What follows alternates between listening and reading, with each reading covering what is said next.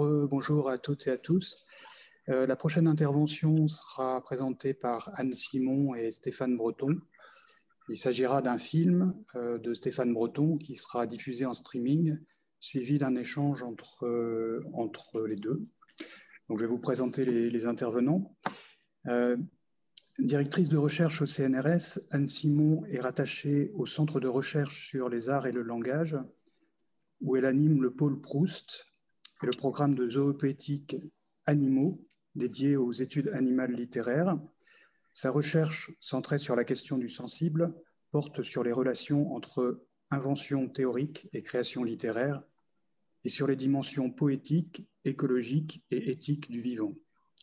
Sur ces problématiques, elle a porté un programme soutenu par l'Agence nationale de recherche Animaux entre 2010 et 2014 et co-dirigé 4 numéros spéciaux: Face aux bêtes, dans l'esprit créateur en 2011, Humain-Animal, Contemporary French and Francophone Studies en 2012, Éco-poétique, fiction en 2015, Zoopoétique, Revue des sciences humaines avec André Benaïm en 2017.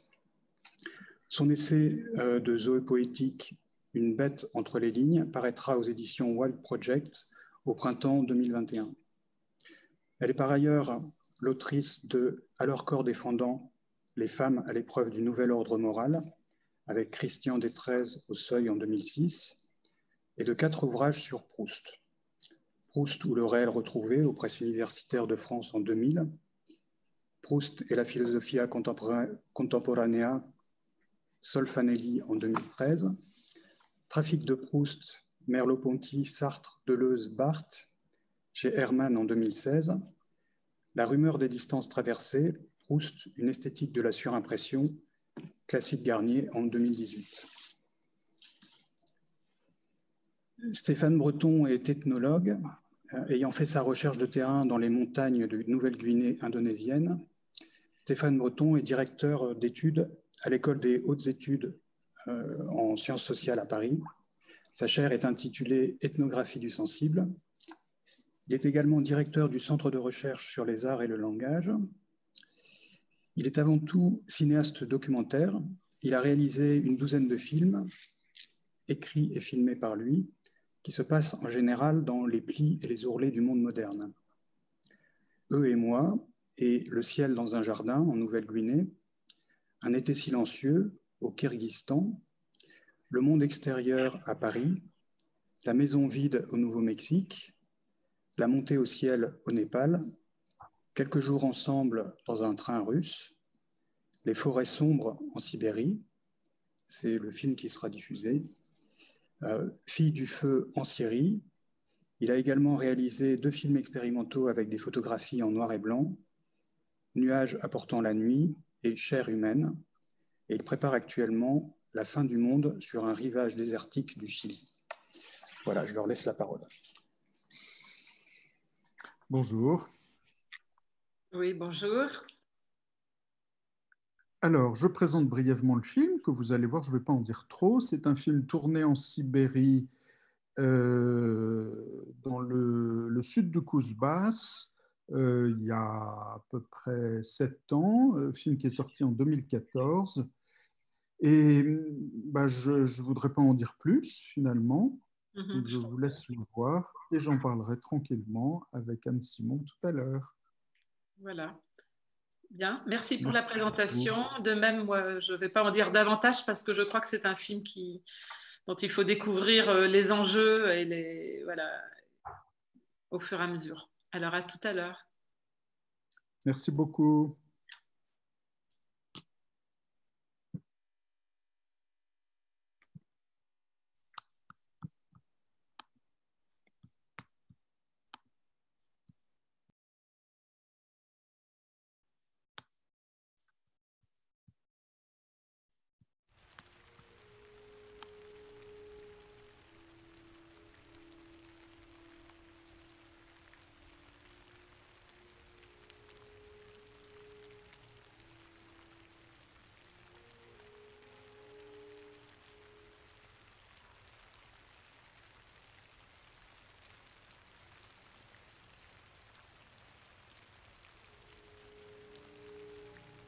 Boris était arrivé un soir au village. Un soir, sous la pluie. Personne s'attendait à le revoir. En apercevant de la lumière chez lui, les autres avaient débarqué pour fêter ça. Les bras pleins de bouteilles. Ils l'avaient fait boire. Et ils avaient remis ça tous les jours. Lui, il s'était pourtant juré de plus jamais boire d'alcool. Et il y était presque arrivé. Il manquait 2 mois pour que ça fasse exactement 10 ans de sec. Les 10 années qu'il avait passées en prison. On l'avait libéré plus tôt que prévu, après lui avoir donné un questionnaire à remplir. Est-ce qu'un homme peut tuer quelqu'un? Non, avait-il répondu. Car un homme qui tue peut plus compter parmi les hommes. C'était pas une réponse polie. Il le croyait vraiment. Même si ça n'avait rien empêché.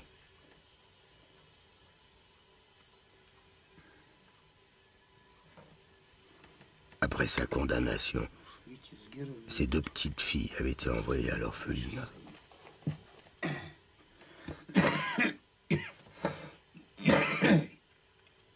J'attendais leurs lettres avec impatience, se souvenait-il. Et puis, brusquement, elles avaient arrêté de m'écrire. Je savais pas pourquoi. J'avais eu l'impression de me noyer.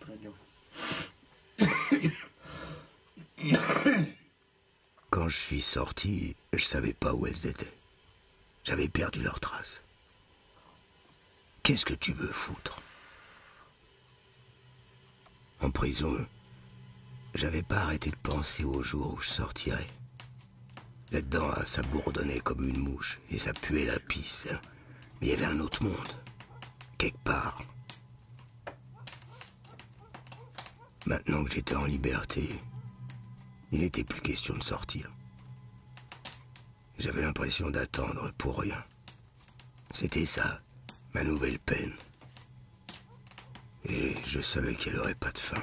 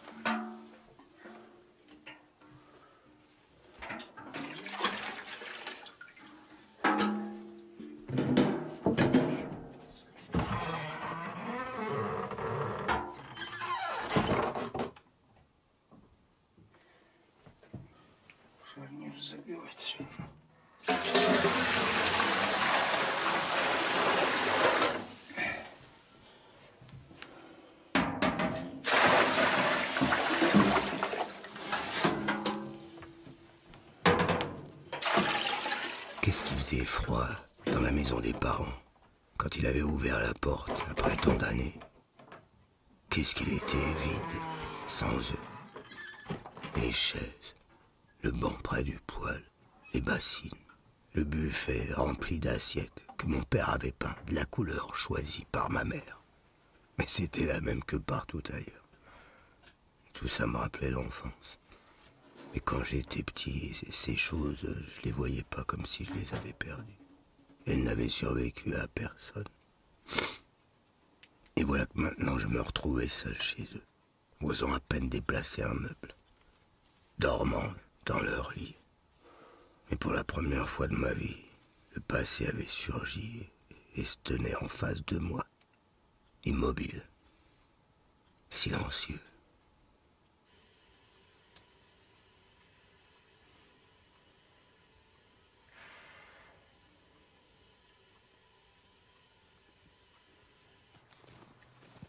La solitude, se disait-il, elle est remplie de choses qui n'existent pas. Des souvenirs, des traces, des visages qu'on ne verra plus jamais. le visage de mes filles. En prison, je gardais toutes leurs lettres. Je les ai toujours, dans une petite valise, sous le lit. J'ai aussi gardé le reçu des 100 roubles que mon père m'avait envoyés en prison. C'est tout ce qui me reste de sa main, car il m'a jamais écrit. C'est pas lui qui m'a appris que ma sœur était morte un matin, chez son mari. Il habite encore au village, de l'autre côté de la rivière.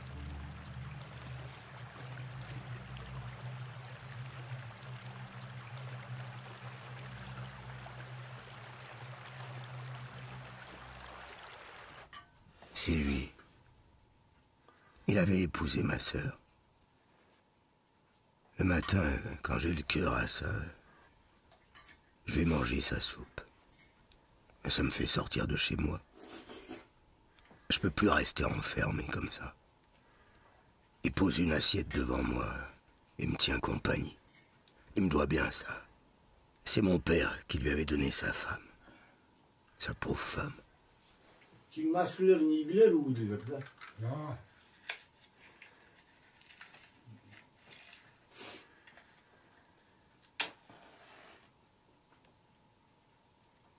Ведь, наверное, Мурзик, ты выдресхан, что ли? Good manager.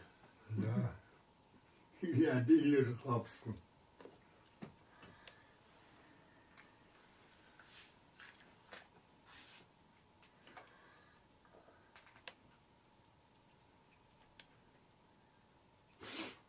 Каже, Витя, ойнышсын ғали жоқтыр.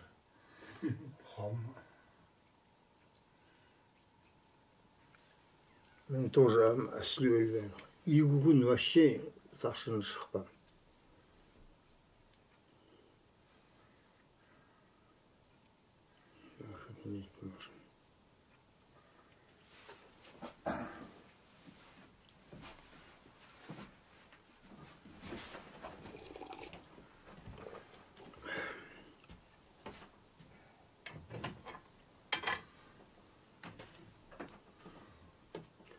Öyle 60 bargındır da.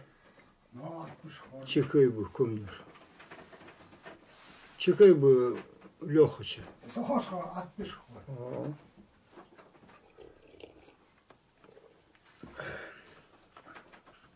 Böyle mutlak geçiyor. Polis işi кустың ақшасы упал, говорит, а когда поднялся еще. По 1000 рублей по овчокса, по 1000 рублей выдали, значит. Оксана Ивановна бы Вася пошкыртали, там сдавали, оказывается, на очки. По 1000 рублей. Кешки тормоз, короче. Лязин. Машину гулять, саптайли говорит. Анду оқысын, но сейчас пурлер тем более чок. Чок, шо оқысын. Бұрыннан қочып сәтші. Неге чайды оқысын.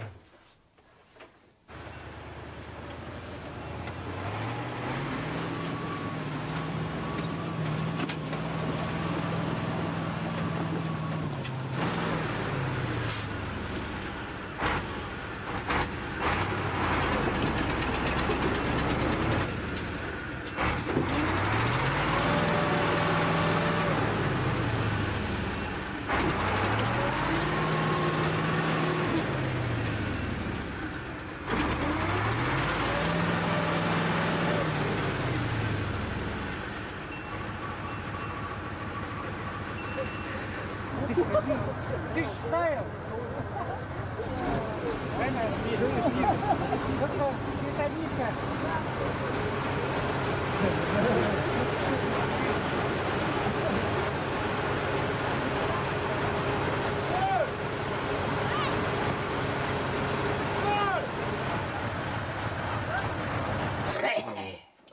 Кастрюлю вурбузан, а то мен чыгыл зерем. Давай, паркелю. А что туда тебе же сильно не надо пить? Да. А то косы нахуй, блядь, перевернешься по дороге где-нибудь. Я эти места знаю. Ты что только не знаешь, я послушал. А бабка думает, что я дедушка, уже потому что... Представь, прижился на Рождество. Это что за пробовал, понюхал. Так ему крепкий чай запаривал вот такой. Вот чай есть. Здесь же был. Нет, дедушка все равно что-нибудь придумает. Дедушка, да? Один раз в жизни. Тогда нам так... Потому что это... Чекай, Аджи, Пузо. мне это надо. Пузо, ящик заказывай. Тебя привезу. Стань, похмелись. А, ты... Иди, стань. Морда шурский. Подожди. Держи. Нихуя у тебя руки трясутся, блядь. У меня самого трясутся. Ты дурак, давай там допьем. Если мы сейчас не допьем, то есть допьем, мы не дойдем. Почему не дойдем? А я вообще не уеду тогда никуда. Да. Пойдем посмотрим, и там у тебя вот дома допьем. Тогда бери. Ну, забирай. Пошли. Ну, одевайся. Леха, это твои галоши? А? Твои галоши? Не, это не мои. Я не знаю. Ну, пойдем.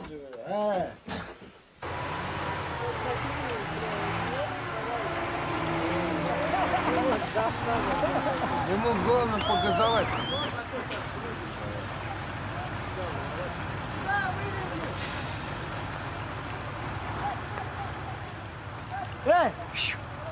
Пусть до сюда езжай. Видишь, они бревна там. Заколебемся нахуй, таскать. Блядь, дядь Леша там нет. Il y a quelque chose qui nous rend heureux. C'est vrai qu'il nous en faut pas beaucoup. Quelque chose en nous qui fait qu'on se fout pas mal du mauvais temps. De ce qu'on doit faire tout à l'heure. Et puis, de ce qui nous attend. Quelque chose qui nous rend heureux. Ouais.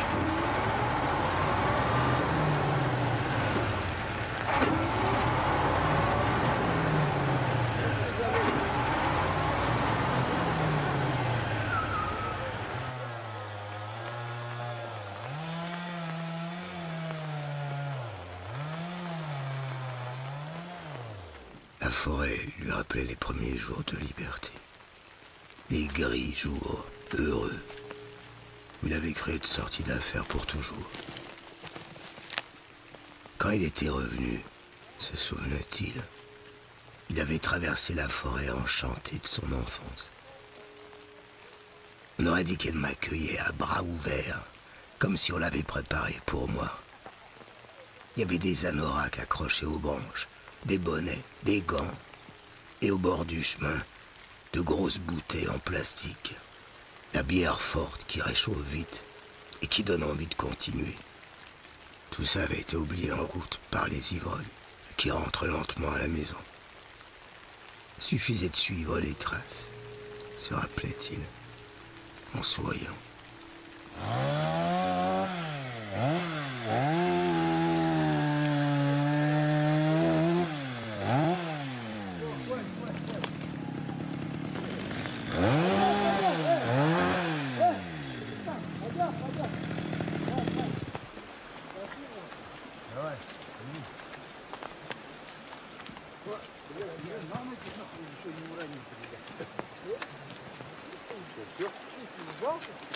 А что, далеко еще подниматься? Нет? Нет. В глазах. Ну пошли. Папик нас высадил, нахуй, пешком. Так, пойдемте.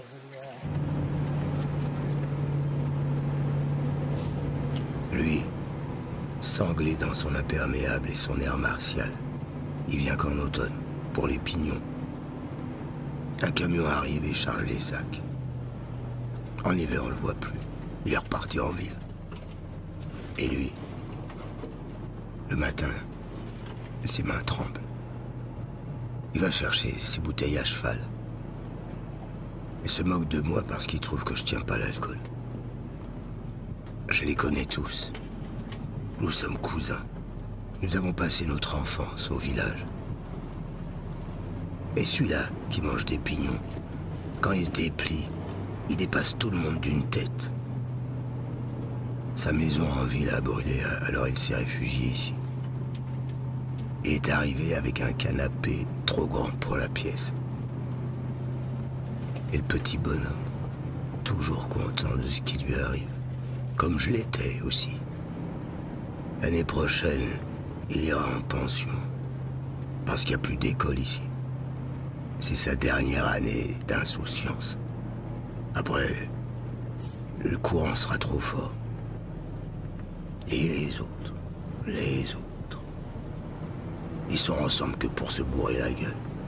Car les ivrognes n'aiment pas être seuls. Резина валяется. Не у тебя упала? Не знаю, но я возьму на всякий случай. Она не порвана? Нет. О, нам пригодится, да. Да, это точно нам не пригодится. Смотри, забей, чё.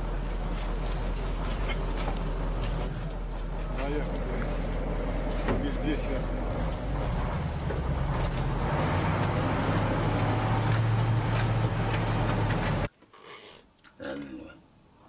Нет. Я же раздал потом. И хрен вас раздал или нет. Ты? Эх. С чего мы сидим с ушником? Нет, тут Хочешь сбегать до челюсти? Ну мне делать нечего. Я тебе бабки дам. Бабки, да. Ну, делать Садись нечего. на коня и езжай. На коне, конечно, ты в уши замерзнешь.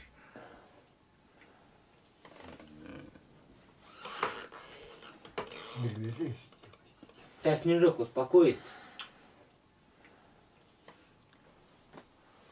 Мы-то у Нины были. Ну? Там были. Я же оттуда сразу. я Нина же разведен. Но у нее уже был разведен. И так.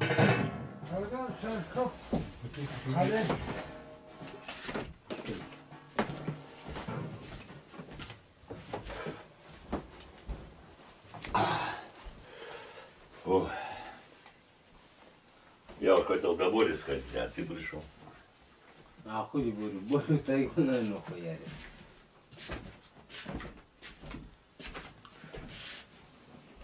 Можешь какую-то, который мы разойдем. Он муху ходит, стреляется. Вот тут. Стой.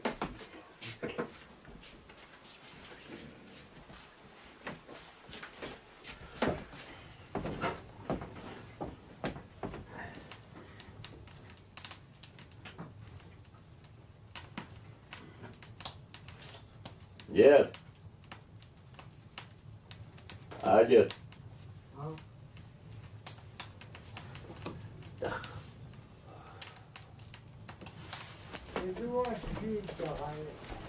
Да? Ну, У тебя консервы нет никакого, а есть колбаса есть.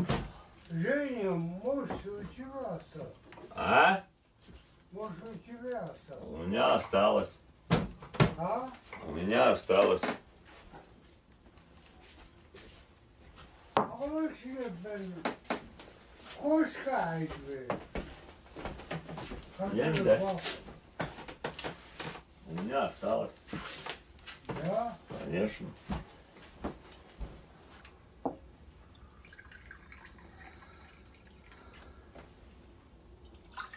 Саша, Али, хоть чай. Сейчас согреется. Дед. Ты оглобли меняй. Оглоблю меня? На. Спасибо. Дед. Хорошо, где сухо сам. Россия, родина моя.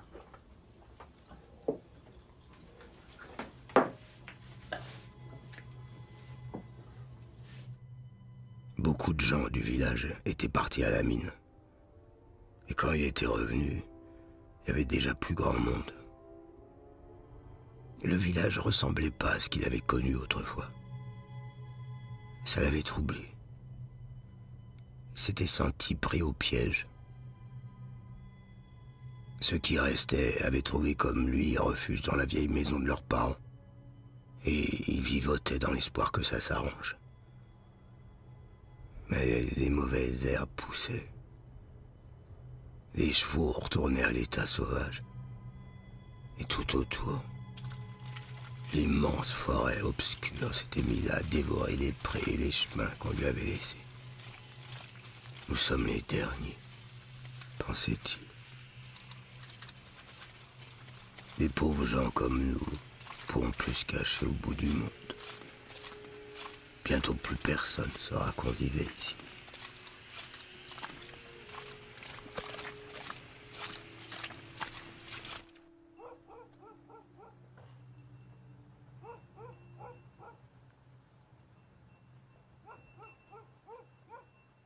Un jour, les filles étaient venues toutes les deux au village, comme ça, sans prévenir. C'était la première fois que je les revoyais depuis toutes ces années. Elles avaient débarqué en camion. Je les vois encore descendre et venir vers moi. Mon cœur s'était serré. Ça faisait si longtemps. J'avais eu peur de les embrasser. Je savais pas ce qu'elles pensaient. Mais elles avaient eu des enfants. C'étaient des femmes, maintenant. Elles comprenaient pas pourquoi je leur avais enlevé leur mère. Je le voyais bien. Mais elles osaient pas m'en parler. Elles préféraient se faire du souci pour moi. Qu'est-ce que je peux dire? Elles comprennent pas. Elles comprennent pas pourquoi j'ai fait ça. Et moi, est-ce que je sais? Elles ont qu'à aller voir le dossier au tribunal. Y a rien à comprendre. C'est comme ça. Et comment tu fais ici, papa? Qu'est-ce que je fais? Je sais pas ce que j'ai fait. Виктор, значит, что главное? Ну, может, к пенсии приедет. Bon, je finis le dernier tamis. Ça fera 2 sous. Ça ira pour ce que je dois au magasin. Тоже. Столько лет прожили с сестрой сейчас. Резко умерла и потерялся мужик. Не знает, куда деваться. Le soleil se couche. Ça va encore avec la lumière. Peut-être que ma vue baisse. Hier, j'ai fait tout le tonneau avec mes lunettes. Comme un vieux. J'avais l'air fin.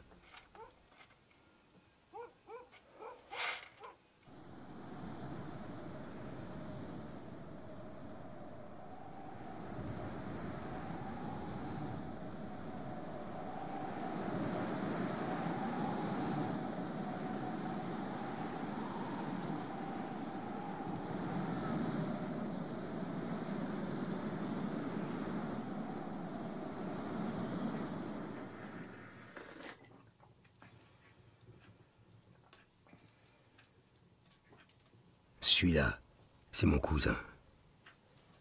Lui aussi était sorti de prison comme moi. Mais il n'avait pas traîné. Il était retourné tout de suite au village.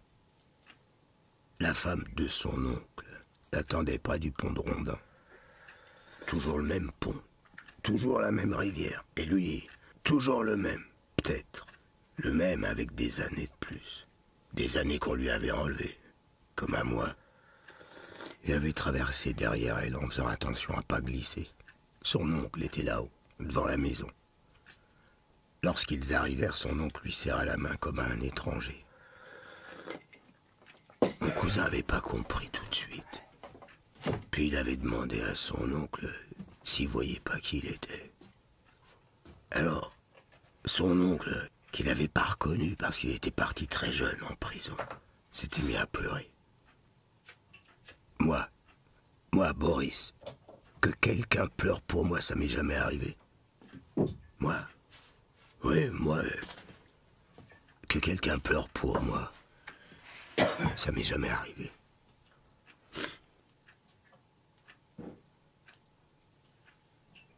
En sortant de prison, je suis allé m'inscrire au chômage. On m'a dit de revenir un mois plus tard. Un mois. Mais qu'est-ce que je vais faire pendant tout ce temps?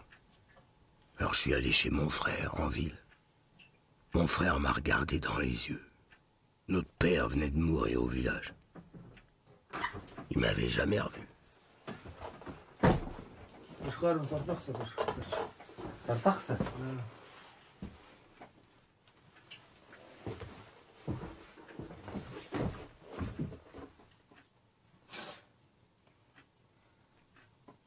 Говорю, наверное, там следы ты видел.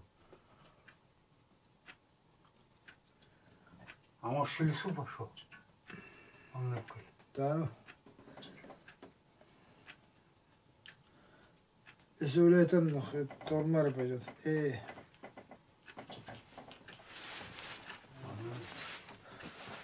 Açılırsa şu attı dört mu diyor. Çok çözüm paylaşıyoruz.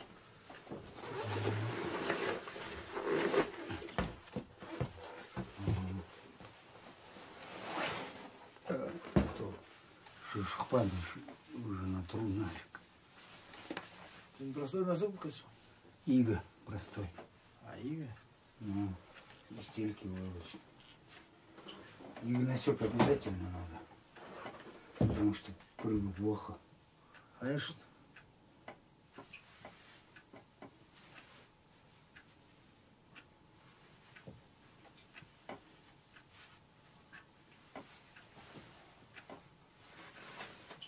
Так. Ах, назем грузинар.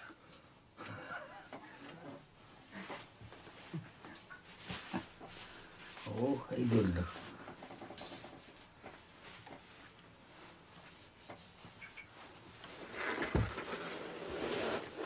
Quand mes filles sont venues, j'ai eu honte devant elles. Honte de ce que j'étais, de ma vie, de mes habits, de ma soupe, de mon travail de prisonnier. J'ai cherché à leur faire croire que j'étais bien ici. Mais papa, elle est où ta vache? Et ton cheval? J'avais rien. Mes mains étaient vides.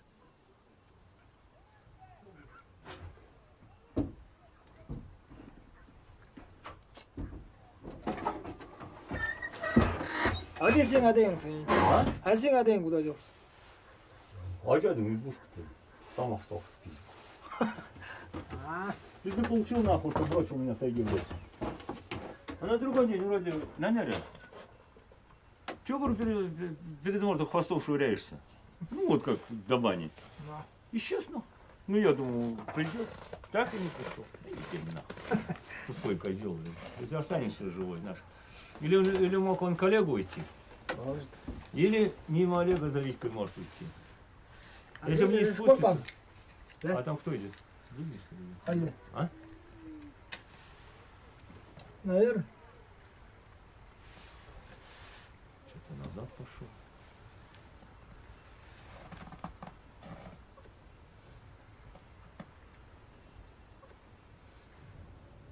Kaça karşı dua balonu mu minamindin aytır tutuyor. Bunlarla katır. No, Agamaz. çıkaya için bayı. Benzara verdi kasanlar. Marisa ölür ağaytır. Çulduğu bir tane bu çok aytır. Öyle planla katır. No, 이거 balonu bu zaказать et. Suda, suda açayla olsun sordum. Ben anda ayar su el. Adı teflep teflep. Aa, Öldürürüz haber ve adı ve sanır. no. Açayla. Aha.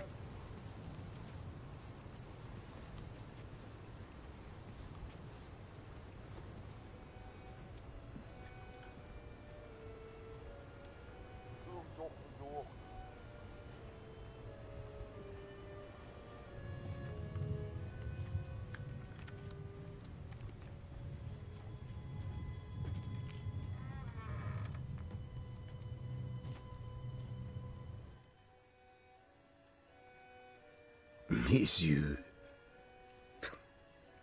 Je suis malade des yeux. C'est comme mon père. T'es sa copie conforme. Quelqu'un m'a dit, quelqu'un qui l'avait connu quand il avait mon âge. Mon père disait qu'il avait perdu la santé en restant ici. Il attrapait froid tout le temps. À mon frère et à moi, il nous disait de pas moisir ici, dans ce village maudit. Fallait qu'on parte à la ville, qu'on trouve un travail, à la mine, n'importe où. En ville, il fait chaud, disait mon père. On arrête de travailler à heure fixe, et c'est quelqu'un d'autre qui a choisi cette heure. Pas la peine de passer la nuit sous un arbre pour attendre un écureuil. C'est pas comme moi, qui arrête pas de chasser dans le mauvais temps. Voilà ce qu'il disait à mon frère et à moi. Bon, d'accord. Alors un jour on est partis tous les deux à la ville. Il savait pas. Il voulait seulement qu'on s'en sorte.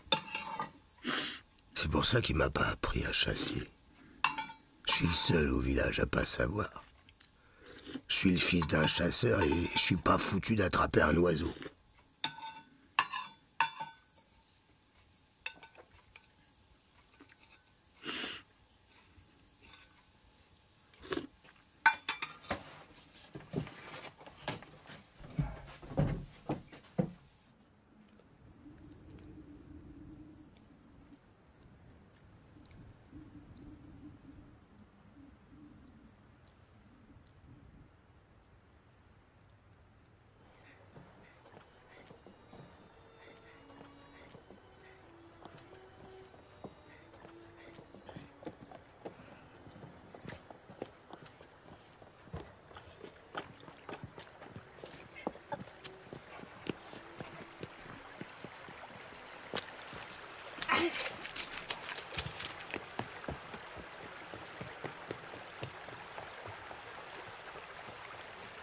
Да, сейчас сало. Чекай дашь на охоту. Или колбасу тебе дать. Мало сала вообще. Сало вон. Хватит, сколько надо. Там половина, да? Ой, отойди. Покушай. Если мы доедем, больше не приеду сюда, все. Хватит, набрал. Заберешь, у меня ведро остался. Ну, конечно, несите. Что, сухари привез, что ли? Ну, Прокоп. Чего, забирай? Чего не забираешь? Шараху, да? Яичко привез. Это работает, нет у вас это? Визок работает. Ну. Общий. А общий мне еще не включали? Бензина нет. Бензина нет. Телевизор сжигать, это жах. У него есть стабилизатор, пусть включает стабилизатор. Дорога ужасная, мы долго не будем ждать, сейчас поедем. Мы же где объезд не могли выехать. По старой дороге сюда поехал. Первая лужа вот такая. Сразу там застрял. Блин. Хорошо, сучкой вытянулись. Надо было от ездить, там, короче. Ну, а я, короче, посередине поехал, утонул. Хорошо, таль рядом был, зацепились. Давай. Ага. Не лебедка, а сучка. Давай, короче. Надо было очень ехать. Очень не могли расплатить. Скользко. Не, скользко сейчас вообще труба. Сейчас думаю, как обратно ехать. Нет, там гора одна мне. Вот это, вот это. Хотя можешь взять. Кого? Если хочешь, этих чистить. А сколько у него орех? А? Сколько у него орех? Карачка хочешь? Да, Саша? Да. Не стесняйся. Мы же следуем самым чипчам. Да, делиться на. Халеш, возьми, Сань. Сними. Саш, халеш, возьми. Перчатки сними. Халеш, возьми. Чебики.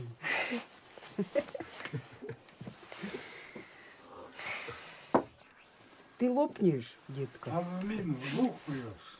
Ну я все и буду седать. Сухарь. Сухари. Так, пакет положи. Сегодня так надежно ходили перед охотой. Арижи болели. А сына коса. Когда? А, что не думал? А даже не думал.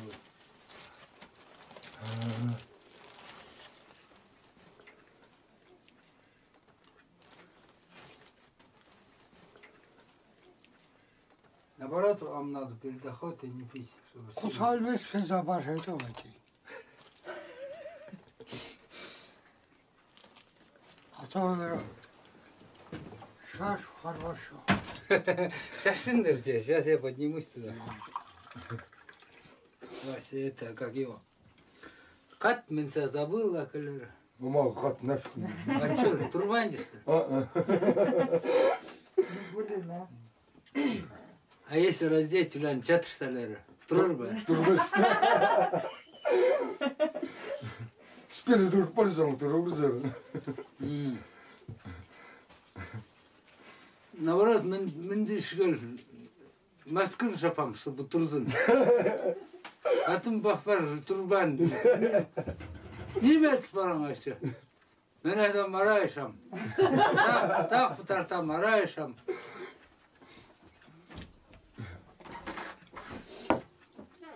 Теперь надо так путартер кадах бросать.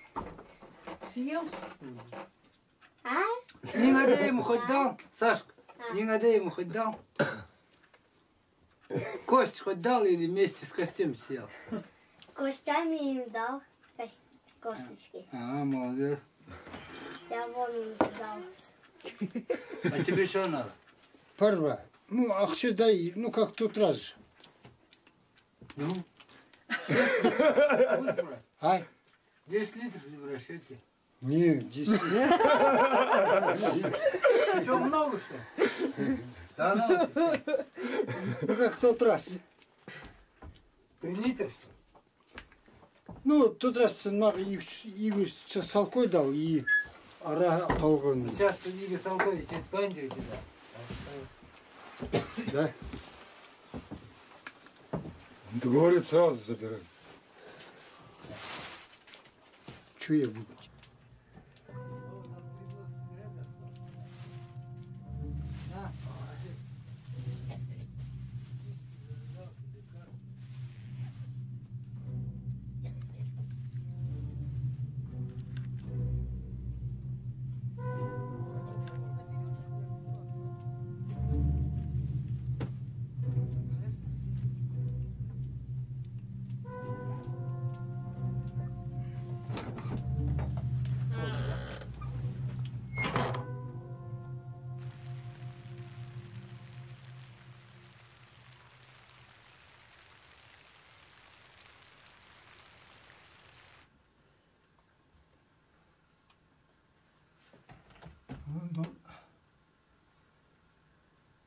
Коровы заходят еще.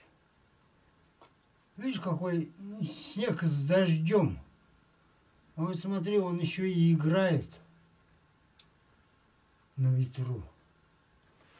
Это разгонит, долго будет идти. Старики так говорили, помню.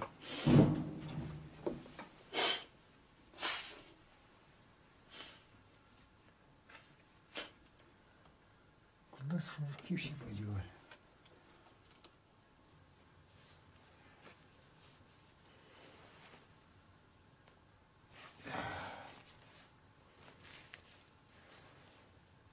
Ах, там ножом отрежут если.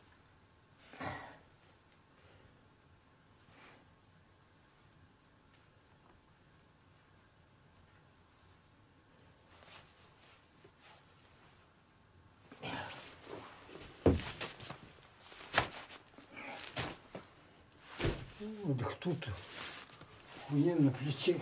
Ну это сначала так кажется на плече. А дождь же идет. Будет промокать по дороге, все. Вон кто-то идет. Сан-Петровка.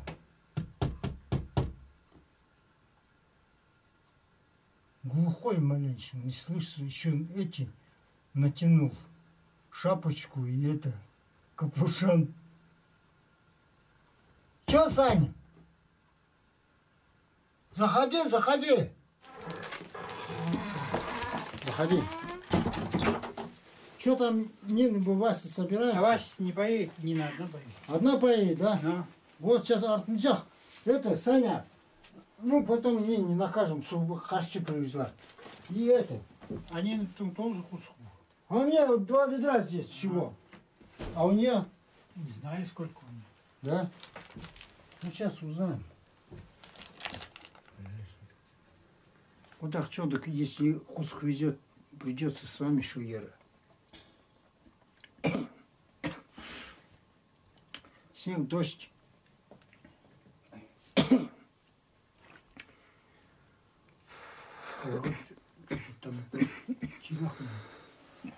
Кома. Хорой дыхо не легче, да? Да. А ему зачем? Что, пенсионер? Вот надо, кстати, пятихатком вытащил, или кто-либо. Что же оформлено? Я очухался у Тулюхи, сплю, пятихатки в кармане нет. нету. У них по карточке они получают. Харго только за эту пятихатку знал, что я из дома пятихатку брал. Этот такой, нахуй, я эту характер знаю. А вот сюда как Вов попал-то, блядь? Харго его, наверное, заносил, потому что я при Харго на эту ложил ключ. И топорика нету, понял, главное, маленького. Я еще, ну так, в основном заметил, топорика маленького нету, блядь. Не способный, блядь, нихуя сделать, блядь.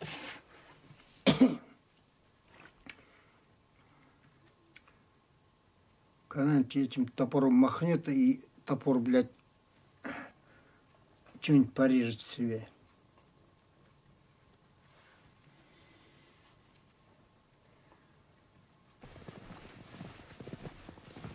Quand je suis allé le voir en sortant de prison, mon frère m'a donné un sac à dos qu'il a rempli de provisions. Il m'a donné de la vodka, 5 litres d'essence, 3000 roubles. Il m'a dit que quand je serais arrivé au village, le fric, ce serait pour acheter du bois. Dans le bus, en route, j'ai rencontré un copain. Je me souviens plus de son nom. J'avais commencé à boire à la gare routière. On a continué et j'ai raté mon arrêt. Pas grave, il me dit. J'avais qu'à descendre au suivant, trouver des bottes de feutre chez des gens et arriver chez moi en traversant la forêt. Je me suis mis en route dans la neige, mais le sac était trop lourd. Alors j'ai laissé le bidon d'essence au pied d'un arbre. Et comme j'étais soulagé d'un poids immense, je me suis remis à boire. Je sais pas si c'est la pluie ou les chiens qui m'ont réveillé. J'ai eu mal à la poitrine. J'ai senti que mon cœur voulait me lâcher et que nous étions deux, maintenant. Deux, dans la même carcasse. Et c'était plus moi qui décidais. Так что, что-то я густо, Антипыч прошел, потом Нина, сейчас Сашок он потянулся. Но он сказал, что вы проходите. Ясно. Так что... Что, Соболей не показал? Не бегают?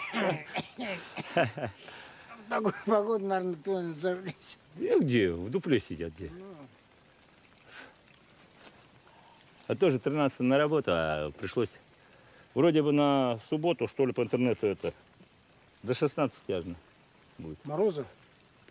Да, он мне тот раз, ну, я его за язык не тянул, он мне говорит, телочку заберешь? Витяне?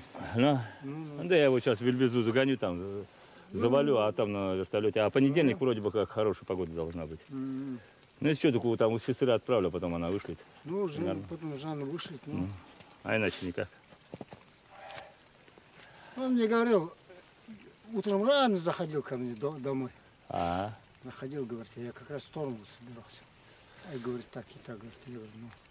Ясно. А я уже думаю, иду одну где-нибудь как бы хозяина не встретить, а здесь народу ходит. Ну я кого? Я вот 2 дня назад с Чельцы 8 часов вышел, в 11 похмурый кое-как дополз до дома. Ничего не встретился мне. Там он, вот, где на лодку выходить, дорожка-то обходная. Вот ты знаешь, с ружьем идешь, ни одного рябчика. Два рябчика вот так вот сидят и бегают. Где она в бане, думаю. Так что... Ну, они сейчас будут бегать вот в таких местах, где снега нет. Бегают. Потому что как летать? Крылья подмочат. Там по той стороне кто-то шмалял, на рванях шмалял. Смотри, с 20-ки пуляет. Но лай собаки я не слышал. Может, Рустам или Вася может, а больше... А они не в тайге? Рустам при мне был 2 дня назад. Ну, значит, они кто-то лазит. В Шлисе. Ну. В Шлисе будет. Упадешь. А насчет Васи я не знаю. Ага. Ну ладно, давай. Давай, ну. Доброго. Да вот орех потащил 2 ведерка, нашелушил. Долг силвага сегодня не могу. Ноги же 1,5 месяца гнили у меня. Ну, я с ним приехал. Но... Ничего себе ты быстро. Ты еще столько времени, ты в Бухзасе будешь.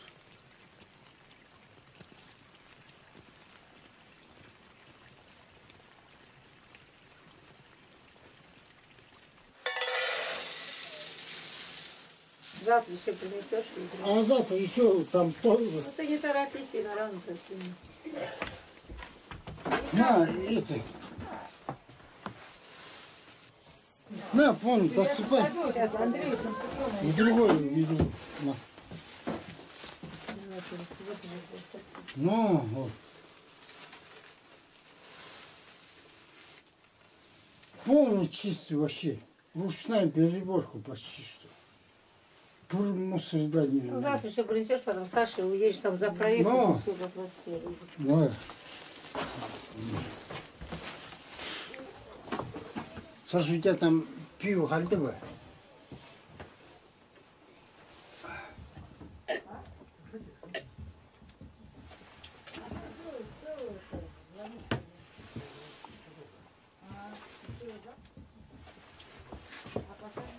Пойдем, Курлан.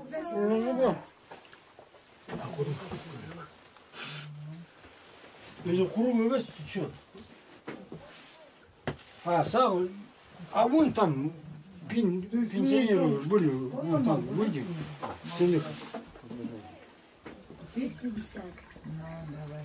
Какой будем? Вон красный. Розовый? Че худой все рвадаром, Саша. C'est lui. Qu'il jette un regard sur lui, les arbres de la forêt. Qui jette un regard sur lui. Mais c'est pas ce qu'il lui a appris.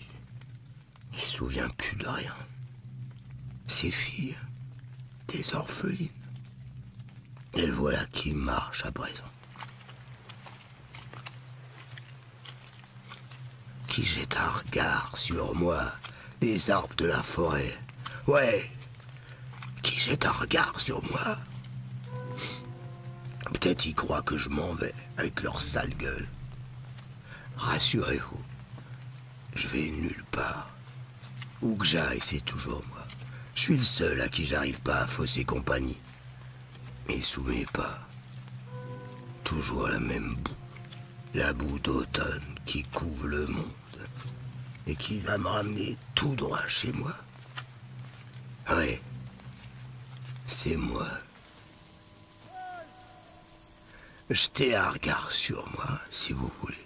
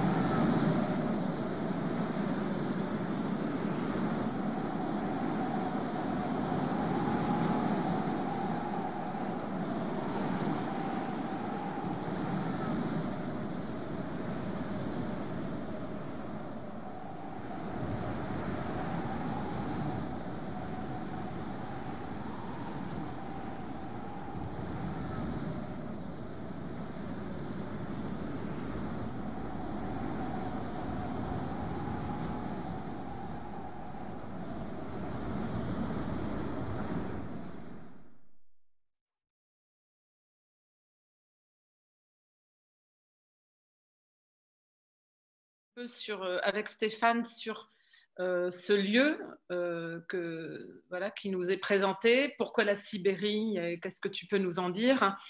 Et puis, peut-être ces gens dont tu nous parles qui sont très loin d'un certain engouement actuellement pour des autochtones animistes, pour une certaine vision de la Sibérie et des confins. Alors, si tu veux bien, je voudrais d'abord dire une chose sur l'humanité qui vient, parce qu'un film, je pense, n'est pas seulement l'image de gens qui se trouvent devant la caméra, c'est aussi l'image du regard qu'on porte sur ces gens-là. Et donc, l'humanité qui vient, ce n'est pas seulement ces gens qu'on voit et qui sont beaucoup plus nombreux qu'on ne croit, c'est aussi qu'il y a, je pense, dans cet âge actuel de l'humanité, une humanité voyageuse d'une manière très différente. On n'est plus à l'époque des explorateurs, on n'est plus à l'époque de Xénophon, on n'est plus non plus à l'époque des ethnographes qui allaient voir des sauvages sur des îles. On est à l'époque où la mondialisation nous permet d'aller vivre chez des gens. Et donc, nous avons la possibilité de voir des gens que nous ne voyions pas avant, que nous ne soupçonnions pas, et nous avons la possibilité d'aller dans des endroits qui ne sont pas... attention, il faut que je coupe mes trucs, d'aller voir des endroits qui ne sont pas ceux où nous aurions envie d'aller. Donc, ce film, il est aussi à propos de ça. Ce n'est pas seulement l'humanité qui vient, c'est qui va vers l'humanité. Et je pense que c'est très important parce qu'on se met toujours dans la position du spectateur qui va regarder soit des androïdes, soit des emplumés. Et une ethnologie plus moderne, en ce moment, c'est celle de quelqu'un qui va se rendre dans des endroits qui n'étaient pas prévus à l'avance et qui n'étaient pas les endroits où nous nous rendions habituellement. Donc là, je montre des gens qui en réalité sont, je crois, beaucoup plus nombreux qu'on ne croit. Je ne crois pas du tout qu'il s'agisse de populations éparses et noyées dans l'immensité. Hein? On est 7 milliards d'êtres humains sur cette planète et l'humanité qui vient, c'est celle-ci, mes amis. Oui, je pense que c'est très important ce que tu dis sur le fait que finalement, on a l'impression, vu chacun derrière nos écrans, que ce soit à Dublin, Paris, etc., qu'on a affaire à des gens qui sont à la fois très loin de nous, presque extraterrestres par certains aspects, et hyper terrestres, puisque on a cette terre qui n'arrête pas de revenir dans ton film, hein, que ce soit par les couleurs, par les ornières, par la boue. On a une image qui est complètement mouillée constamment, humide, etc. Et du coup, ça me ramène justement sur cette histoire de regard. Toi, tu es un ethnologue qui va et qui vient, justement. Et moi, j'aurais voulu te poser la question, à partir de ce film-là, sur comment tu envisages finalement le statut de ce type de film, hein, où on voit très bien qu'on est à la fois dans des images qui ressemblent à des images de documentaires, mais il y a une distorsion qui s'opère, hein, puisqu'il y a une voix off qui nous présente un narratif qui est à la fois quasi absent, il ne se passe quasiment rien, évidemment, et en même temps, il se passe énormément. Et je m'en suis rendu compte, en fait, en visionnant le film plusieurs fois, il se passe beaucoup de choses, en fait, dans ce film. Hein. On nous emmène et on va vers un crime, au moins, vers un emprisonnement, vers une déréliction qui est celle du personnage principal, entre guillemets, au départ, mais aussi de tout un village. Et puis donc, il y a cette voix off et la musique, etc., qui nous emmène vers un narratif qu'on croit relever de la fiction. Et puis, en même temps, il y a toute l'esthétique du documentaire avec laquelle, je pense, tu joues d'une certaine manière ou dont tu te sers. Donc, je voudrais que tu nous décrives un peu ce que tu... Non, je ne joue pas du tout avec elle. Non, c'est un film tourné en tournage direct, c'est-à-dire qu'on filme ce qu'on a sous les yeux. Et quand tu dis qu'il ne se passe rien, en réalité, on est habitué par la fiction, qui est devenue le mythe de notre époque, et notre manière de considérer le monde et d'en organiser la causalité de manière plus ou moins intelligible, comme l'avait dit Aristote. Nous sommes habitués à ce qu'il se passe quelque chose. Mais comme nous le savons pour nous-mêmes, il ne se passe pas grand-chose, sinon que nous nous levons et nous nous couchons et que nous continuons de vivre. Donc, qu'il ne se passe pas grand-chose veut peut-être dire qu'on a cessé de regarder la vie des gens, la vie des humains à travers le prisme déformant des histoires, des contes et des fables, et qu'on les regarde comme ils sont. Et pour les regarder comme ils sont, je pense qu'il y a une condition nécessaire qui est simplement celle de partager leur vie. C'est ce qu'on appelle l'ethnologie. Partager leur vie, leur coucher, leur soupe et leur oreiller, si on peut dire. Alors, c'est donc un film documentaire dans le sens où l'image n'est pas organisée, n'est pas prévue, n'est pas répétée. On tourne en cinéma direct, c'est-à-dire que les gens vivent sous nos yeux et nous les regardons. Mais il y a un dispositif que je mets en place au montage qui est une espèce de récit qui est à la fois intérieur et extérieur, qui n'a finalement strictement rien à voir avec ce que l'on voit. Et c'est ça qui peut faire penser qu'on a affaire à de la fiction. Mais le monde qui est filmé, il est bien filmé de manière non contrôlée comme on le fait en documentaire. Donc en réalité, c'est un film sur je dirais, un petit coin du monde et les gens qui se trouvent là. Film non contrôlé et regard qui passe donc par une caméra voilà, qui se trouve là, mais en même temps, énorme travail de montage, travail sur le grain du film, sur les lumières, sur une sorte de picturalité. Oui, parce que un film, c'est pas un film documentaire, c'est pas un discours objectif sur des choses qui étaient déjà là, c'est la rencontre entre quelqu'un qui regarde et quelqu'un qui est regardé. Chacun, d'ailleurs, échangeant sa position, et on essaie de le montrer dans le film. Ceux qui sont regardés regardent aussi. Et celui qui regarde derrière une caméra, il est vu. Mais donc, il ne s'agit pas de faire comme si ce qu'on voyait, c'était une sorte d'état des choses objectif, hein, comme on aurait pu regarder une lamelle à travers un microscope. C'est un échange de regards. Donc, celui qui est là regarde, il sent le monde, et c'est aussi sa perception, ses sentiments, sa vision des choses. Donc, l'attention qu'il porte à la couleur, à la température, qui va s'exprimer par la couleur, justement, ça doit s'intégrer dans le film. Hein. Donc, moi, je défends un cinéma qui n'est pas de l'ordre du reportage, où on essaie d'être le plus neutre possible, mais au contraire, où on montre ce que voit celui qui regarde, en somme. Et d'ailleurs, j'ai l'impression que ce que tu vois, ce que tu regardes, et ce n'est pas seulement dans ce film-là, on reparlera peut-être aussi d'autres films, c'est que tu te situes dans des lieux assez particuliers. Là, on oscille entre la forêt, les troncs de la forêt, des chemins qui en sont à peine, des intérieurs qui sont toujours, je dirais, décadrés et recadrés par des armoires, des placards, des fenêtres, des linteaux, etc. Et donc, il y a un moment sur la ville, hein, il y a ce moment-là sur voilà, qu'on oublie d'ailleurs, qu'on passe un peu au premier visionnage, c'est pas la ville qu'on retient, ses lumières, etc. Et donc je me disais finalement, c'est quoi cet endroit que tu es en train de filmer, qu'on a envie de symboliser un petit peu par la rivière, par un pont, cette rivière qu'ils n'arrêtent pas de passer et de repasser finalement. Je vais te répondre ce que c'est que cet endroit. C'est le paysage de la mondialisation. On nous chante des sornettes en nous montrant Hong Kong et New York. La mondialisation, c'est tout ce qui est ailleurs. C'est tout ce qui est hors de notre point de vue. C'est tout ce qui est hors des journaux et de la télévision.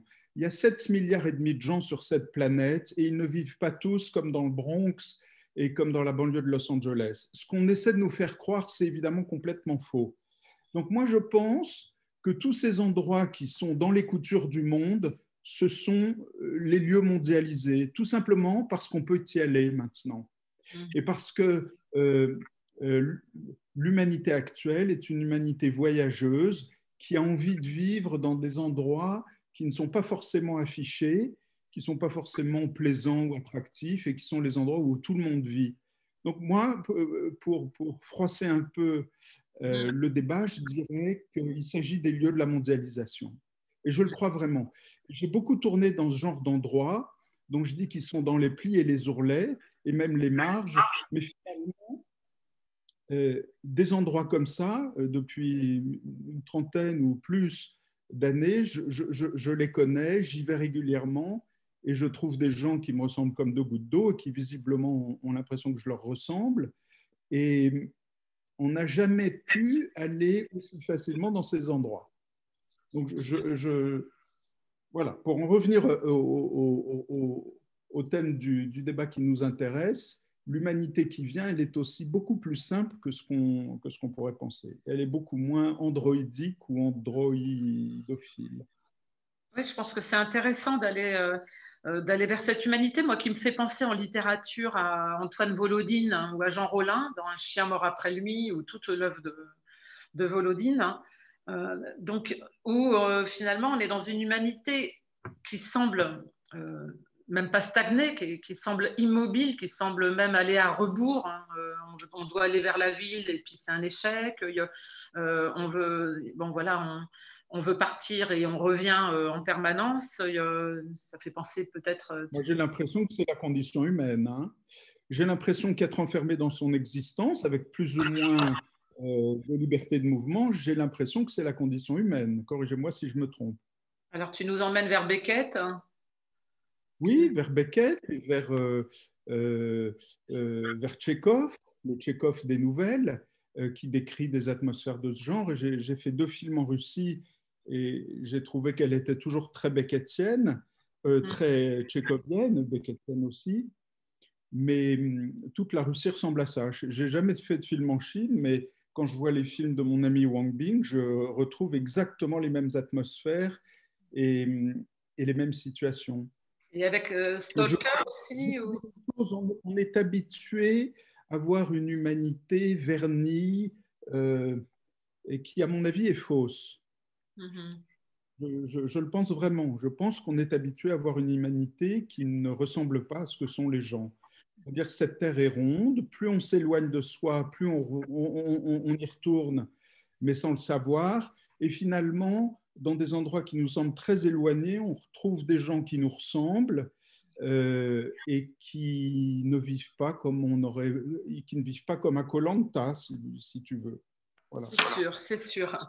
Et moi, ce qui me frappe quand même dans ta manière de filmer, c'est que donc on est devant des gens qui sont assis, parfois debout, en train d'attendre. On ne sait jamais trop. D'ailleurs, il y a ce thème de l'attente, hein, qui est assez incroyable, et de la réminiscence. Et je me disais, ils regardent en permanence par les fenêtres, on les voit dans des miroirs, etc.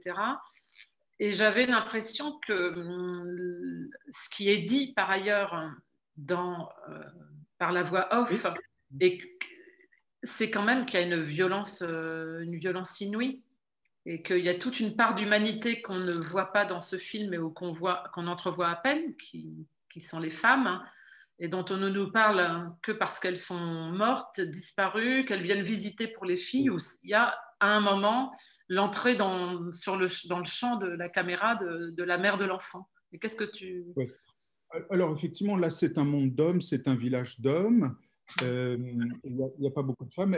Beaucoup d'entre elles sont mortes sous le couteau de ces ivrognes. Mais je voudrais revenir, alors on peut reparler de ça, mais je voudrais revenir à la question de l'attente. Je voudrais revenir à la question de l'attente, parce que dans notre système de pensée et de récit d'une humanité hors du temps, parce que c'est assez souvent comme ça qu'on voit l'humanité, l'expérience ethnographique ou l'expérience du voyageur, c'est premièrement, en tout état de cause, l'expérience du temps. Et moi, j'essaie de faire des films sur le temps local, sur l'espace-temps qui prévaut dans ce petit coin du monde. Eh bien, l'expérience de l'attente, c'est ça, l'expérience du temps, hein. Et il est fou de savoir à quel point les gens peuvent attendre. Nous autres, profs, turboprofs ou professeurs internationaux, on a l'impression, ou on voudrait nous donner l'impression que l'attente a disparu de nos vies, peut-être, mais pour l'humanité, attendre, c'est peut-être la première activité. En tout cas, ça, c'est ce que j'avais remarqué en Nouvelle-Guinée, quand j'avais fait mon terrain ethnographique. Et je crois bien que l'attente is of the essence, mais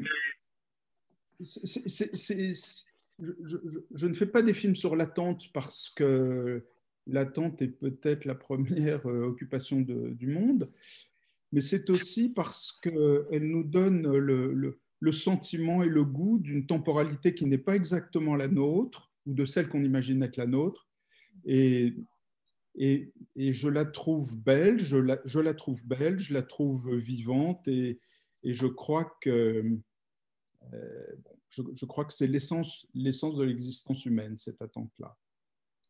Ouais. Bon, voilà. Je trouve ça particulièrement intéressant si on le remet, si on met aussi cette thématique ou cette histoire de temps et d'attente en relation avec d'autres films que tu as fait. Je pense aux Filles du Feu, où on a donc un film sur des femmes kurdes de Syrie en guerre, et on a l'impression que c'est... Sur les femmes combattantes pendant la guerre civile. Et moi, je suis très intéressé par la question du temps. Et la guerre, contrairement à ce qu'on pense, et beaucoup de gens nous l'ont dit, par exemple Henri Barbusse, dans son livre de 1916, qui s'appelle Le Feu, qui a eu le prix Goncourt, parce que c'est un livre à la fois très violent et où les gens parlaient le langage des tranchées et pas le langage noble des journaux. Henri Barbusse dit que les gens, les poilus, ne faisaient qu'attendre. Bon, et dans la guerre civile de Syrie, aux côtés de la guérilla du PKK et des YPG, j'ai vu l'attente s'éterniser avec des moments très intenses, très brefs, mais survenant au milieu de très longues plages d'attente. Oui, jusqu'à la glaciation, parce que là, ils s'embourbent, et les Filles du Feu, paradoxalement, elles gèlent, hein. Elles sont dans ton film, parce qu'il fait un froid. Surtout en montagne, surtout dans la petite montagne centrale, qui est à 900 mètres d'altitude, et où il y a des loups. Mais bon, on a évacué dans nos récits idylliques d'une humanité dont on recherche des traits culturels, élégants, convaincants, etc. C'est-à-dire en particulier quand on recherche les sociétés lointaines, ou qu'on recherchait peut-être encore il y a pas trop longtemps, on a complètement évacué cette histoire du temps que tous les ethnologues, que tous les ethnographes ont rencontré, et qui ne me paraît pas simplement le prix à payer pour apprendre des choses et voir comment les gens vivent, mais qui me paraît être la substance même de l'existence. Je te remercie. Peut-être que nous, en plus, je ne dis pas toi, mais nous, en Occident, on est un peu obnubilés par une certaine façon de concevoir le récit de la vie, tu vois, avec des péripéties, des nœuds, des acmés, voilà, qui sont même les contraintes de la tragédie classique et du théâtre de Après Sophocle, mais pas avec Échille. Oui. Avec Échille, il n'y a pas d'acmé. On est dans l'acmé. La pièce se trouve dans le moment de tension. Oui, c'est Sophocle qui invente le trajet narratif. Échille l'ignore complètement. Donc, c'est un jeu de langage. C'est une façon de procéder que nous avons inventée et qui est la mythologie moderne, sans doute, mais qui ne correspond à rien, qui est une manière pour nous de rendre intelligible une existence en ordonnant des causes et en essayant de voir comment ces causes fonctionnent. Mais ni notre vie, ni la vie de personne ne ressemblent au récit classique. Au récit classique. Ouais. Peut-être pas celui de films aussi. Pardon ? Ouais. Je pense à tes films Quelques jours ensemble en 2014 et puis moi un film qui me fascine qui s'appelle Les Disparus. Ce sont deux films qui se passent dans un train, là aussi dans cette Russie de la neige, de la boue, du gris, voilà, du clair-obscur. Et dans Les Disparus, tu filmes exclusivement des gens en train de dormir et qui sont comme absentés d'eux-mêmes. Alors là, on n'est plus dans l'attente, on est peut-être dans une histoire d'humanité qui s'échappe à elle-même. Hein. C'est parce qu'on a un train qui avance, on ne sait même pas vers où. Voilà. On voit les paysages du dehors, souvent nocturnes. On voit des gens qui dorment parce que en Russie, on peut voyager plusieurs jours en train. On est coupé du monde, on regarde par la fenêtre et le train en Russie, c'est l'espace tchécovien de la méditation sur soi-même. Tout le monde est assis, enfin dans les wagons de Platzkart, 6e classe, tout le monde est assis les uns avec les autres, dorment au vu et au su de tout le monde, puisque tout est ouvert. Les gens mangent, dorment, discutent.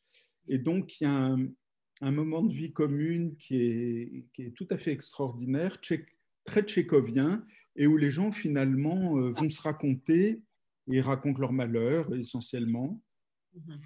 Et donc, oui, j'ai aimé cet endroit, justement, parce qu'il cristallisait du temps, et par une espèce de force d'inertie, mettait les gens ensemble. Et donc, toutes leurs aventures, tous leurs songes, tous leurs regrets ressortent et les gens parlent. Donc c'est assez beau et poétique. D'ailleurs, étonnamment, il parle beaucoup dans ton film. Je veux dire, c'est un film, je ne vais pas du tout dire un film bavard parce que c'est mal connoté, tu vois. Mais c'est pas du tout un film où on est dans une sorte de silence pesant.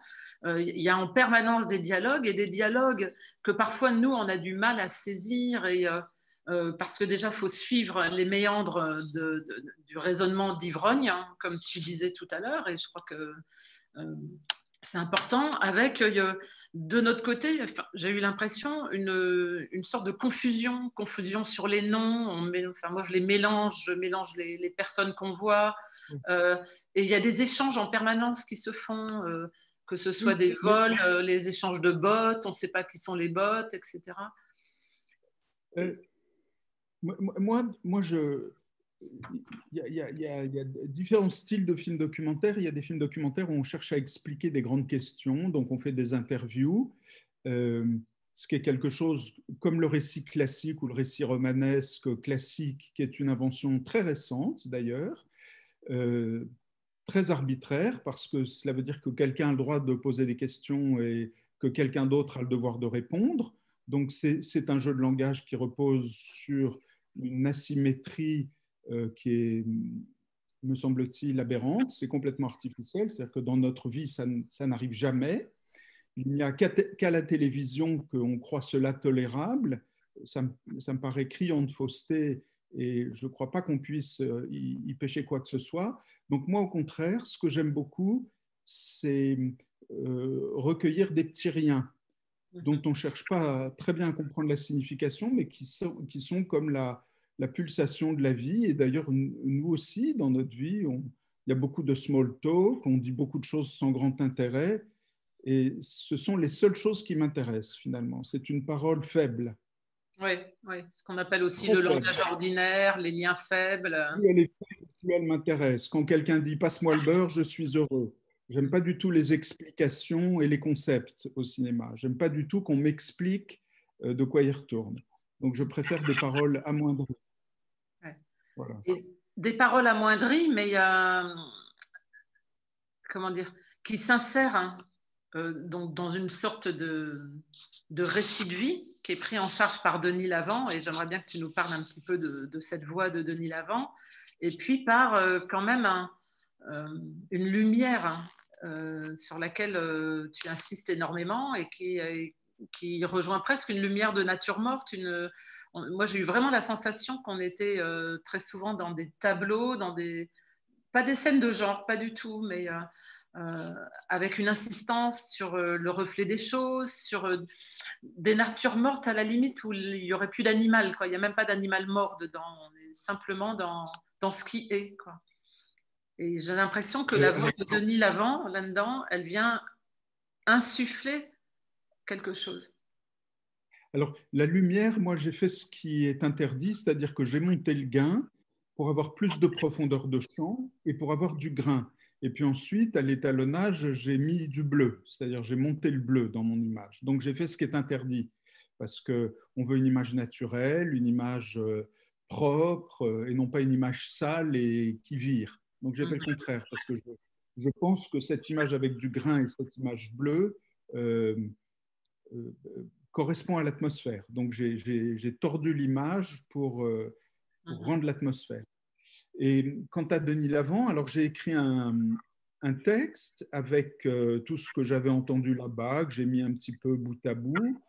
Et France 5, il voulait une voix un peu âpre, il trouvait que la mienne faisait pas assez peur.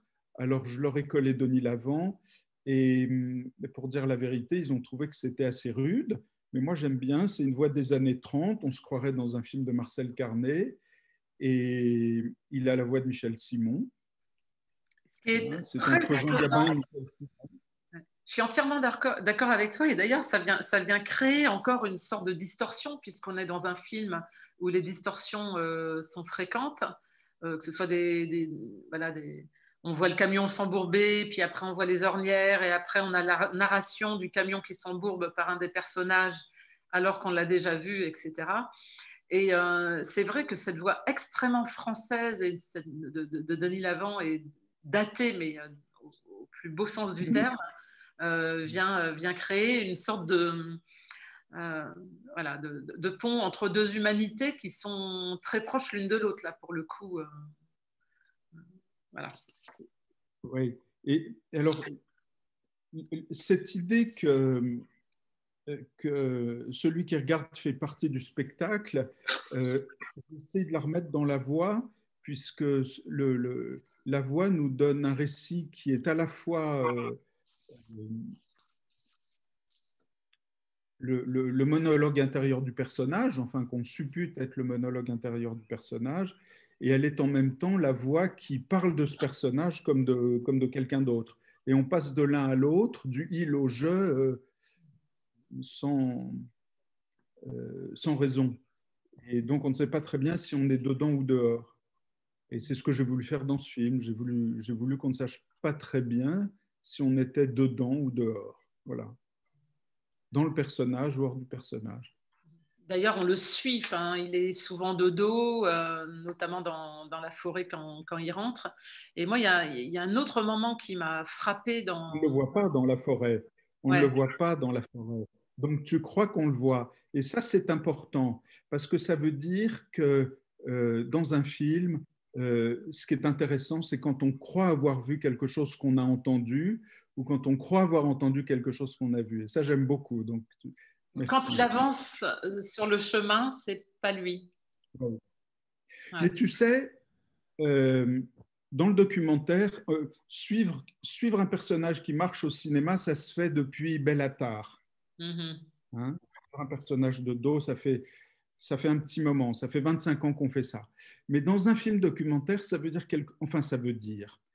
ça donne un sentiment qui est assez particulier et qui n'est pas du tout celui qu'on va avoir spontanément dans la fiction, parce que lorsque on suit un personnage dans un film documentaire, ça veut dire que la caméra était là. Qu'elle ne va pas à la rencontre du personnage, comme un journaliste ira à la rencontre de quelqu'un pour lui demander s'il a mal aux pieds ou comment il s'appelle, mais ça veut dire qu'on est en compte, qu'on est déjà là, qu'on n'a pas le droit, qu'on n'a pas besoin d'avoir le droit d'exister, qu'on n'a pas demandé la permission et qu'on marche avec quelqu'un. Donc, que le regard est antérieur, à la prise de vue finalement. On est déjà présent. Et ça donne, je pense que ça donne dans le documentaire un certain sentiment d'intimité. Ça veut dire qu'on est toujours là, ça veut dire qu'on est là, ça veut dire qu'on est accepté, ça veut dire qu'on marche avec quelqu'un, qu'on va là où il va. Et donc, ce n'est pas du tout l'attitude du journaliste de reportage qui arrive vers quelqu'un et qui lui pose une question. Voilà. Oui, tu es absolument pas en plomb. Ouais. Et d'ailleurs, il y a quelques moments où tu es vu dans le film, où la caméra est vue, et Donc effectivement, moi j'avais l'impression que c'était plutôt une humanité partagée plutôt que quelqu'un qui va vers une humanité qui serait différente de la nôtre et qui voudrait la filmer. Mais pourtant, il y a un... Ouais. C'est ce qu'on appelle l'ethnologie. Oui. Ouais.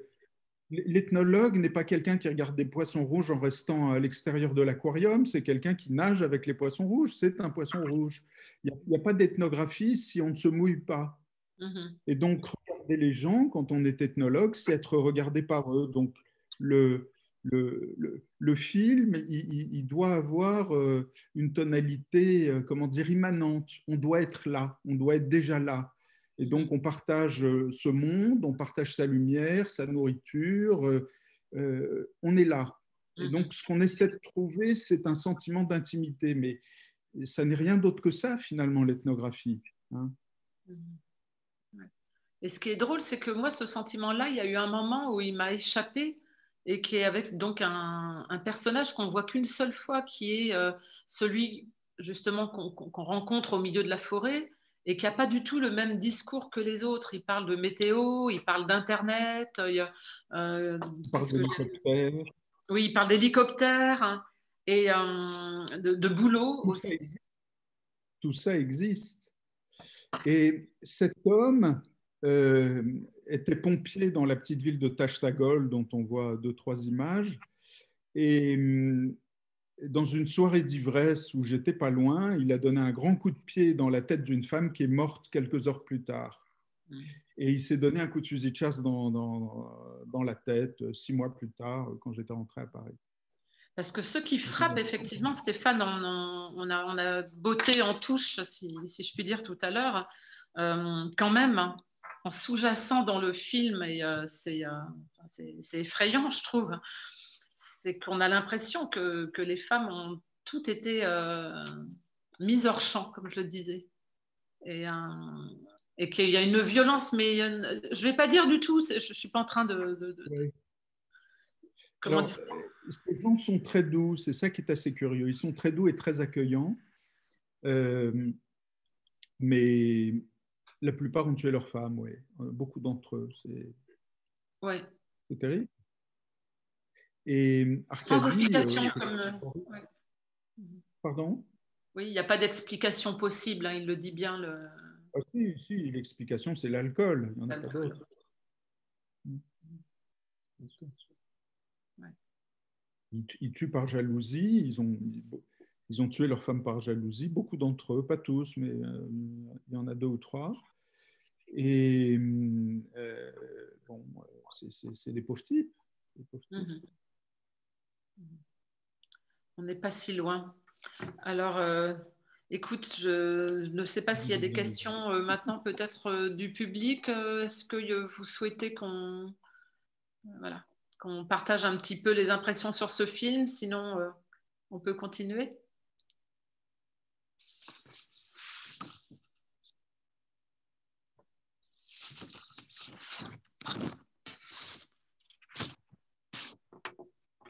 Alors, donc, on va pouvoir continuer encore quelques minutes. Donc, moi, ce qui m'a semblé aussi important finalement, c'est tout ce qui concerne la nature dans le film. On commence par un chat qui est mort et on commence par une forêt, une rivière, etc. Et qu'est-ce que... Voilà. Par rapport à d'autres films que tu as pu tourner, qu'est-ce que ce lieu, en quoi ce lieu il t'a appelé finalement?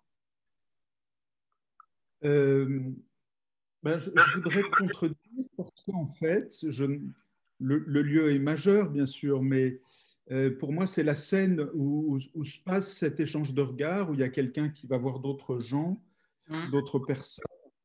Et j'essaie de ne pas trop montrer les lieux, sinon à l'arrière-plan. Dans les films que j'ai fait en Nouvelle-Guinée, je n'ai jamais filmé les paysages ou l'environnement. J'étais assez serré sur les gens. Et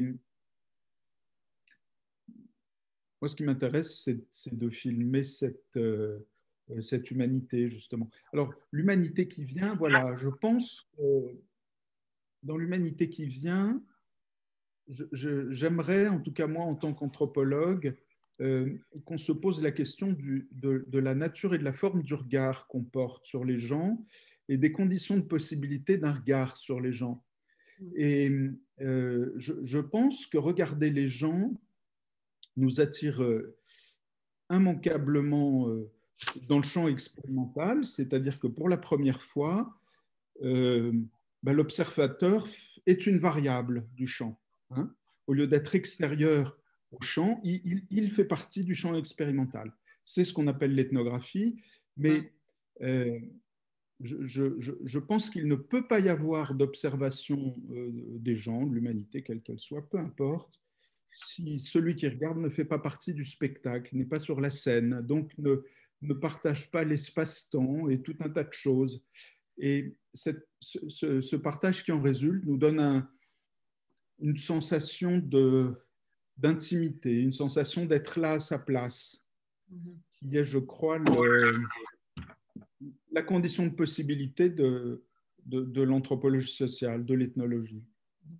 Et anthropologie sociale d'autant plus importante ici qu'on a affaire à un village où la généalogie est abîmée, où la descendance n'arrive pas à se faire, où le temps s'enroule sur lui-même en permanence, puisque voilà, le désir du père d'un départ est un désir qui échoue.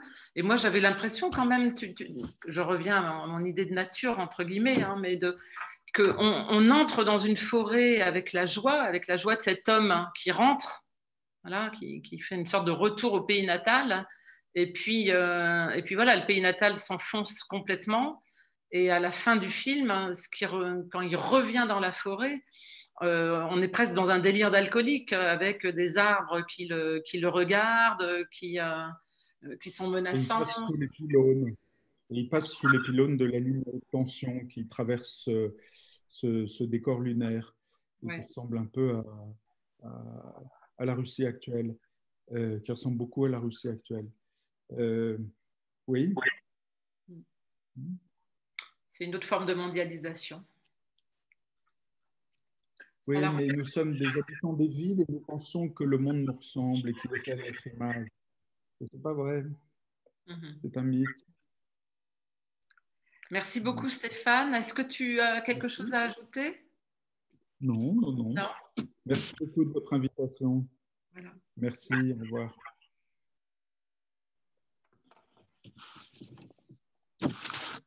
Alors. Merci Anne et Stéphane pour cet échange passionnant.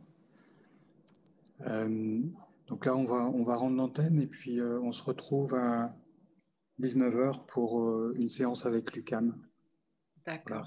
À tout à l'heure. Merci beaucoup Anne. Merci.